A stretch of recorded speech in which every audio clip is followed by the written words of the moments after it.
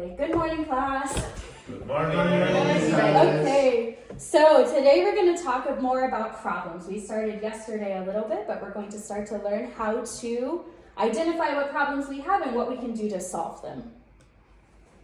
So first, what is a problem? The first thing that we have to remember is that a problem is different for everybody, right? Not everybody has the same problems.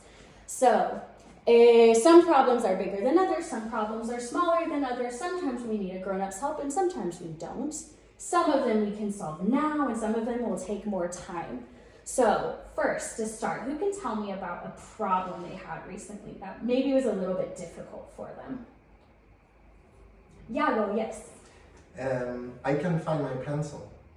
For example, this is something that happens to a lot of us, right? That we can't find our pencil. This is something that we could say is a problem that maybe we need a grown-up's help or maybe we don't, and it maybe takes a little bit less time than other problems. Who else has had a problem recently that was a little bit difficult for them?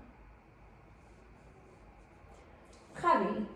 I want to play soccer with the other kids during recess, but they think I'm not very good, so I always have to be the goalkeeper, and I don't like it.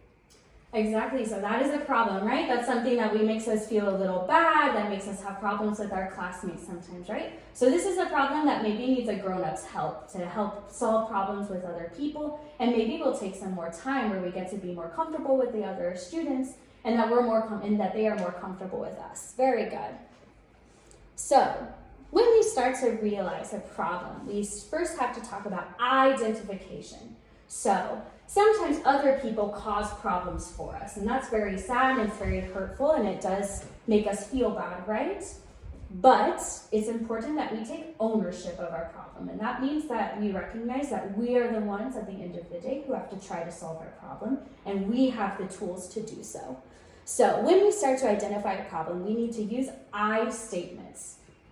So this means maybe we didn't cause the problem, but we are going to be the ones to solve it in the end. We're going to be good detectives, we're going to be good students and try to solve any problem that we have. So for example, instead of saying, my partner hit me, or my partner took my pencil, or so-and-so took the ball away at recess, we can say, I have a problem with my partner, I don't have a pencil, I don't have a ball at recess, I don't know what to play, and things like that, okay? So that's super important.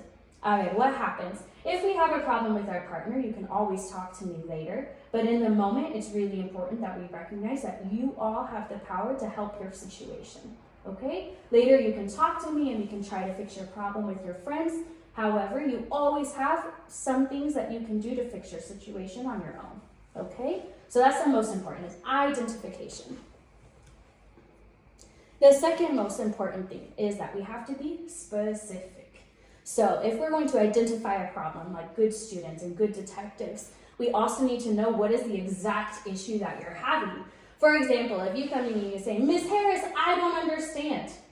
But if we've been talking for an hour together and with our friends, that's a little bit difficult for me to help you solve your problem. So it's really important, instead of I don't understand, to tell me specifically what don't you understand? What is the problem? What are we having difficulties with? For example, we can say, I don't remember how to round a number like this, if we're in math class, for example.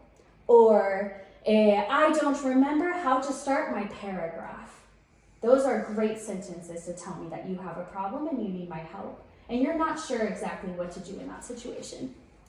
For example, Yago's example, if he didn't have a pencil or you couldn't find one the other day, instead of I don't have a pencil, which I don't know what to do, I don't know if you have lost it or what's happened, it's I don't know where to find an extra pencil, or I don't remember where to find an extra pencil, okay? That is something that makes it easier for me to help you out, right? So we always want to say identification, and we want to be specific with our problems. The last thing are solutions. So we always have to ask ourselves two questions, and we're going to practice in a minute.